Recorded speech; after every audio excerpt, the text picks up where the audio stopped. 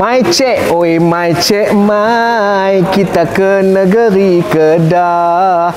Mai oi bagi ramai, 10 Oktober 2025, Stadium Darul Aman.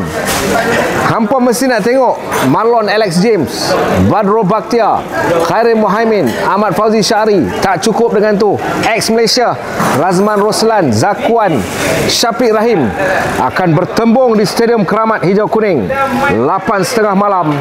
Pastikan temu janji anda. Tak kira hampa daripada mana, Lunah, Kok Diang, Kuala Nerang, Nami, Alostak, Habang saja di seluruh pelusuk negeri Kedah. Inilah masanya untuk kita kembali memeriahkan Stadium Darul Aman. Untuk apa? Untuk City Global, piala yang akan menjadi rebutan dua pasukan ni. Jumpa di Stadium Darul Aman 10 hari bulan.